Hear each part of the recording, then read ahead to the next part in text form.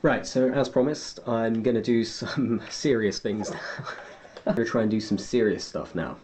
Yeah, I know, it's not going to work, but just listen to me. So today's video is on unfair dismissal. Now, unfair dismissal is quite a big area of employment law. It's probably where most of the cases are brought. Right, if you want to bring a claim in unfair dismissal, you have to establish three things.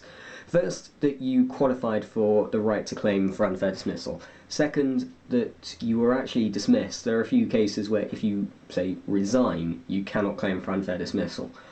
And third, you either have to prove that your employer didn't have a fair reason to dismiss you, or that if they did have a fair reason, that proper procedures weren't implemented and that the way they went about dismissing you was just a bit shit. And I'll get into all of that later. In order to qualify for the right to bring an unfair dismissal claim, you need to establish a few things. First of all, that you were an employee. Now, that might seem obvious, but in employment law, that is a whole other shit heap, so I'm going to keep it simple. Basically, you are an employee if you work under a contract of employment. It's fairly circular, but it actually works sometimes. Second, in order to qualify, you need to prove that you've been working there for long enough.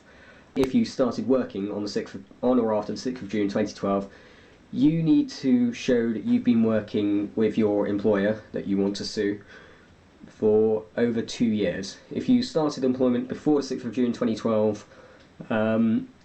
you have to show that you've been working there for 1 year. If you've been working there for less than those qualification periods, you cannot bring a claim for unfair dismissal.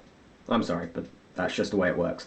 Okay, so you qualify to bring your unfair dismissal claim. The next thing you need to do is show that you were actually dismissed. Again, it seems obvious, but it's a little more complex at law, because law takes one look at common sense and is all like, fuck that. In dismissal, for these purposes, falls into a couple of categories. Number one, that your employer terminated your contract of employment with or without notice. Basically, they fucking sacked you. Number two, that your employer failed to renew a fixed term contract. So when you started working for them, you signed a contract saying, I'll work for you for 5 years in exchange for this much money per year and these benefits and blah, blah, blah, blah, blah. And then you get to the end of your 5 years and your employer says, yeah, I'm not going to renew that. Fuck off. And third, constructive dismissal. Now this is where your employer acts so badly towards you that it can be treated as a breach of contract. Because their behaviour breached a contract, you're entitled to just walk away. Even though it looks like you're resigning, you were, for these purposes, dismissed. Okay, yes, I'm wearing different clothes. I'll explain that later.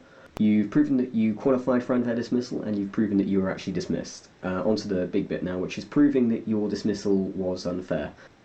Your employer, when they dismiss you, has to give you a written statement explaining why they dismissed you. That's under Section 92 of the Employment Rights Act.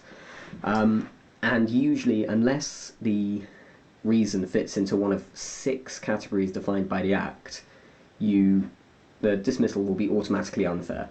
Now the first 3 of these categories are redundancy, retirement and statutory prohibition. Redundancy and retirement are fairly obvious. You're either too old or your job doesn't exist anymore. Statutory prohibition is slightly different. If something happens outside of work and that means that your employer would no longer be allowed to keep you on in that position, they have to let you go, and that's a fair reason. For example, you're in the police force and you commit a major crime. That would bar them from continuing to employ you. The other 3 reasons are capability, conduct, and some other substantial reason, which has actually been interpreted pretty widely. So, capability. If your employer believes that you cannot, do your job very well, they're perfectly within their rights to let you go. And to be honest, that's entirely with the employer. It's up to them to decide whether or not you're good enough. If any reasonable employer could have come to the same conclusion, then the employment tribunal can't substitute their own opinion in the ruling. So, to be honest, it's not much they can do about it if you let go for capability. Conduct is a little wider and it's actually a little more controlled. The basic idea is that if you perform some sort of misconduct, you misbehave, you go in there and smash up the equipment, your employer is totally within their rights to kick you the fuck out. The test is what a reasonable employer would do. If your misconduct was bad enough that any reasonable employer, manager, whatever, would decide to dismiss you, then that's generally good enough for the dismissal. However, there are a few for the tribunal. However, there are a few catches. So, catch number one: an employer can't dismiss you, even on reasonable grounds, if they haven't investigated it fully, because, well, it comes back to reasonableness again.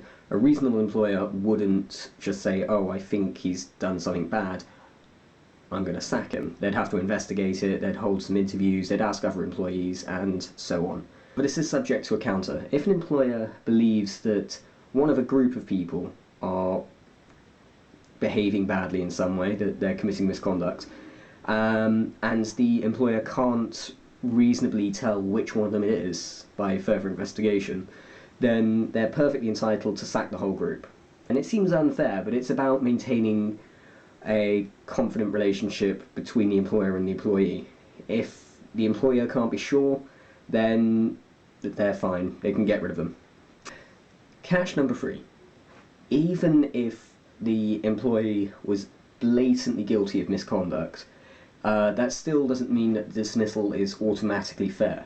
For example, if the employer does something unfair during the dismissal process, then that renders the dismissal itself unfair. The final reason, the final fair reason, I should say, for dismissal is some other substantial reason. Now, this has been interpreted really widely, so a lot of things have happened that have been counted as some other substantial reason. And really, what it turns on is, again, what the employer for. A reasonable employer would genuinely believe that something has happened which just destroyed the relationship, then the tribunal generally won't interfere with that if it seemed reasonable. So yeah, that just about wraps it up for unfair dismissal. If it seemed a bit complicated, I'm sorry, I'm not very good at explaining things verbally, so what I'll do is I'll write up the blog post and I'll put the link in the description below, and you can check it out if you're having employment problems. There are a few things that I mentioned in the video that really need more explanation. Those would be redundancy, the meaning of employment, and the meaning of dismissal. Again, I'll include those in a just general employment law post that I'm going to do on the blog, so just bear with me if you want to find out more about that. Thank you for staying with me for this long, for watching the entire video. I'm That Law Guy, and do your best to not get sacked. Also, the reason I changed clothes halfway through the video is because I started filming this on Saturday. I only got halfway through, and instead of being responsible and just, finishing it, I went and got drunk instead. It's now Monday, and I probably won't have the video up until tomorrow.